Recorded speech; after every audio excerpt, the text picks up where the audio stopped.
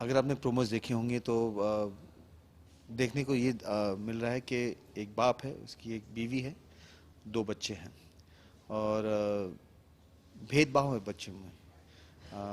बाप एक बच्ची से बहुत प्यार करता है और एक से नफरत करता है।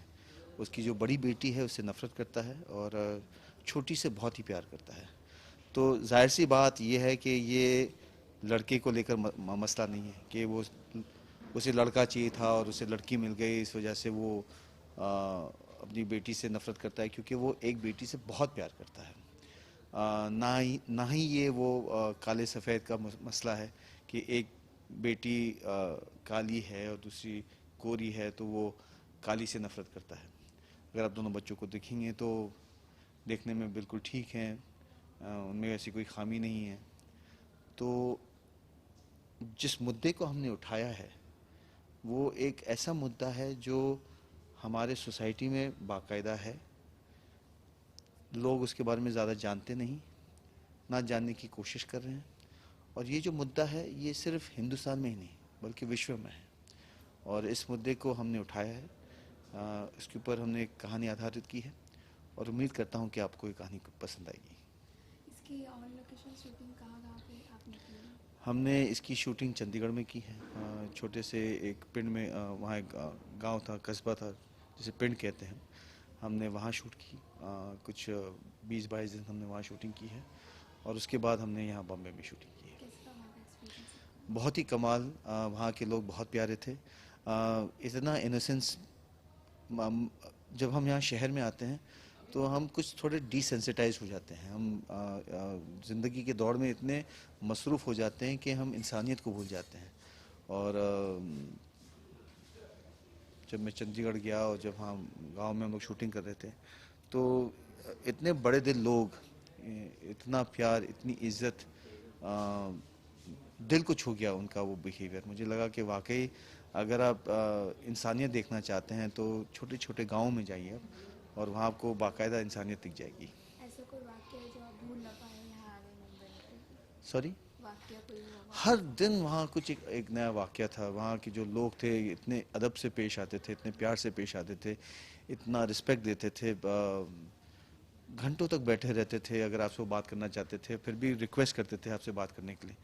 तो काफ़ी हम्बलिंग मोमेंट होता था वो, जब उनका वो डिमीनर देखना, उनका वो रवैया देखना। और फिर अपने आप पर जब मैं अपने आप के बारे में सोचता था, मैं कभी कभी सोचता था कि मैं काफ़ी काफ़ी कुछ सीख सकता हूँ उन लोगों से, अ, और सीखने को बाकायदा बहुत मिला मुझे वहाँ।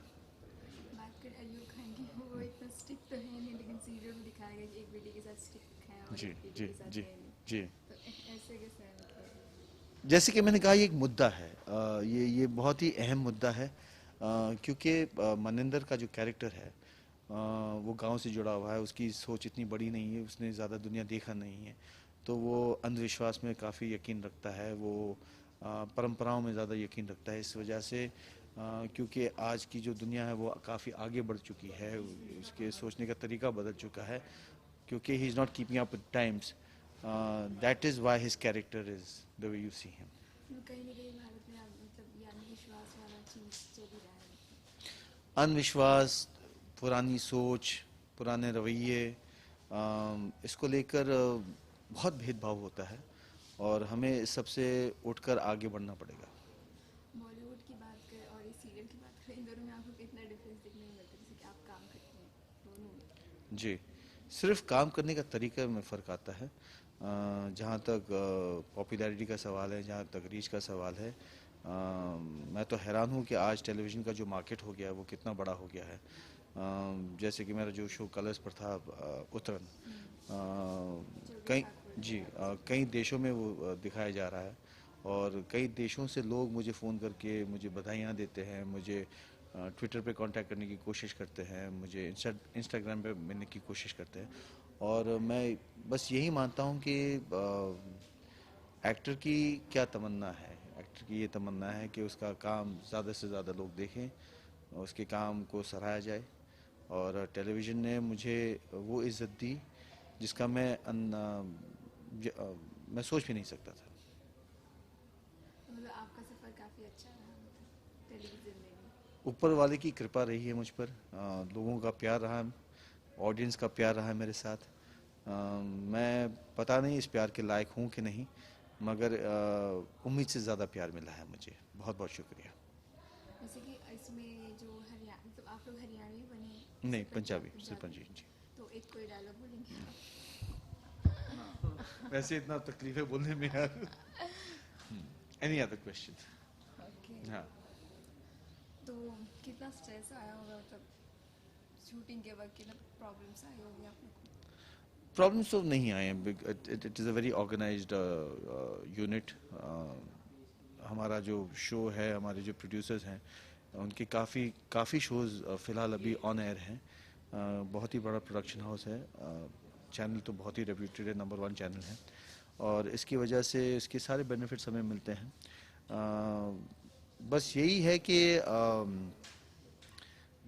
बहुत सारे घंटे देने पड़ते काम पर। 12-12 घंटे। अब तो थोड़ी बहुत आदत हो गई है इस तरह काम करने की, मगर हाँ, मैं उन दिनों को हमेशा याद करता हूँ जब हम 9 बजे काम करने आते थे और 6 बजे घर चले जाते थे। Okay, thank you sir. God bless you. Thank you. Thank you.